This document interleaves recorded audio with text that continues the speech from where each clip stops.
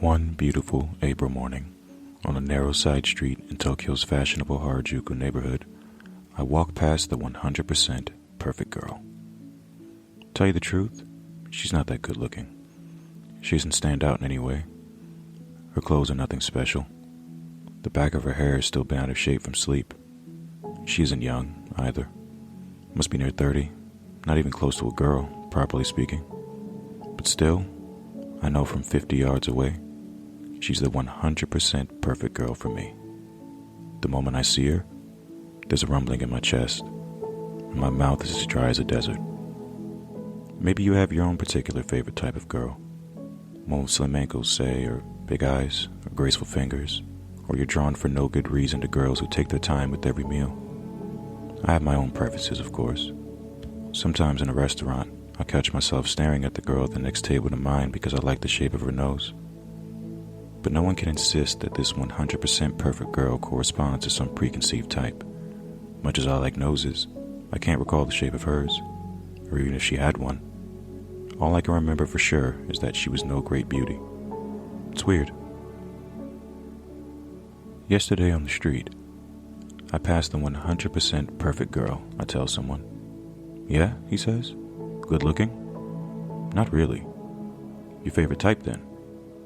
I don't know. I can't seem to remember anything about her. The shape of her eyes or the size of her breasts. Strange. Yeah, strange.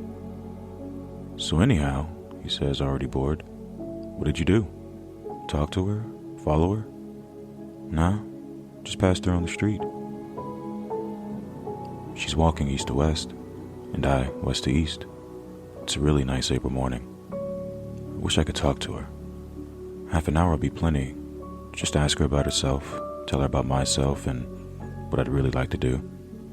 Explain to her the complexities of fate that have led to our passing each other on a side street in Harajuku on a beautiful April morning in 1981. This was something sure to be crammed full of warm secrets, like an antique clock built when peace filled the world. After talking, we'd have lunch somewhere. Maybe see a Woody Allen movie, stop by a hotel bar for cocktails. With any kind of luck, we might end up in bed. Potentiality knocks on the door of my heart. Now the distance between us has narrowed to 15 yards. How can I approach her? What should I say? Good morning, miss. Do you think you could spare half an hour for a little conversation? Ridiculous. I'd sound like an insurance salesman. Pardon me, but would you happen to know if there's an all-night cleaners in the neighborhood? No, this is just as ridiculous. I'm not carrying any laundry for one thing. Who's going to buy a line like that? Maybe the simple truth would do. Good morning. You are the 100% perfect girl for me. No, she wouldn't believe it. Or even if she did, she might not want to talk to me. Sorry, she could say. I might be the 100% perfect girl for you, but you're not the 100% perfect boy for me. It could happen. And if I found myself in that situation, I'd probably go to pieces. I'd never recover from the shock. I'm 32, and that's what growing older is all about. We pass in front of a flower shop. A small, warm air mass touches my skin. The asphalt is damp, and I catch the scent of roses. I can't bring myself to speak to her. She wears a white sweater, and in her right hand she holds a crisp white envelope lacking only a stamp. So, she's written somebody a letter, maybe spent the whole night writing, to judge from the sleepy look in her eyes. The envelope could contain every secret she's ever had. I take a few more strides and turn. She's lost in the crowd. Now, of course, I know exactly what I should have said to her. It would have been a long speech, though. Far too long for me to deliver it properly. The ideas I come up with are never very practical. Oh well. It would have started once upon a time and ended a sad story, don't you think? Once upon a time, there lived a boy and a girl.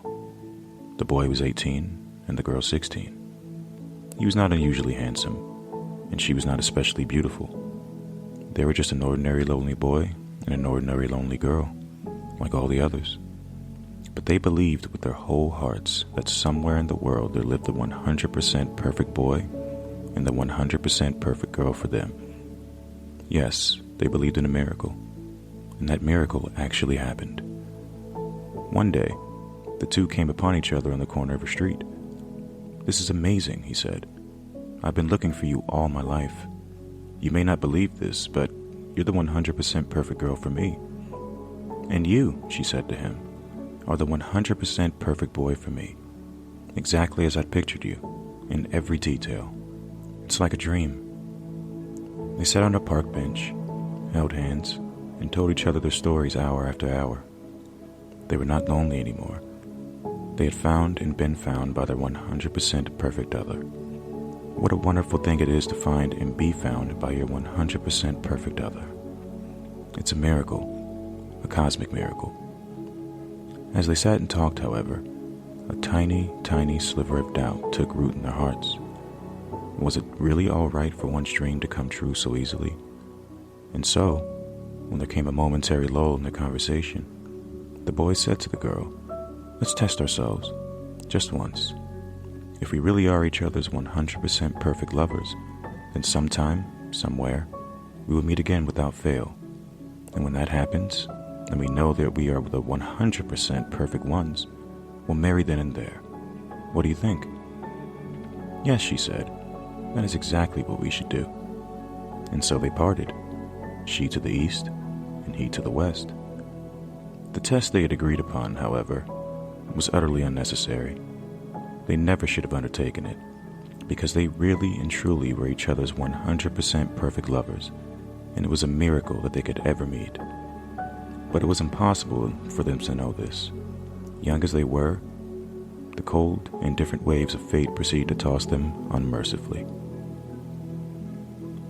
One winter, both the boy and the girl came down with the season's terrible influenza, and after drifting for weeks between life and death, they lost all memory of their earlier years. When they awoke, their heads were as empty as the young D.H. Lawrence's piggy bank. They were two bright, determined young people, however, and through their unremitting efforts, they were able to acquire once again the knowledge and feeling that qualified them to return as full-fledged members of society. Heaven be praised. They became truly upstanding citizens who knew how to transfer from one subway line to another, who were fully capable of sending a special delivery letter at the post office. Indeed, they even experienced love again, sometimes as much as 75% or even 85% love. Time passed with shocking swiftness, and soon the boy was 32, the girl 30. One beautiful April morning, in search of a cup of coffee to start the day, the boy was walking from west to east, while the girl, intending to send a special delivery letter, was walking from east to west, but along the same narrow street in the Harajuku neighborhood of Tokyo. They passed each other in the very center of the street. The faintest gleam of their lost memories glimmered for the briefest moment in their hearts. Each felt a rumbling in their chest, and they knew. She is the 100% perfect girl for me. He is the 100% perfect boy for me. But the glow of their memories was far too weak, and their thoughts no longer had the clarity of 14 years earlier. Without a word, they passed each other, disappearing into the crowd. Forever. A sad story, don't you think? Yes, that's it. That is what I should have said to her.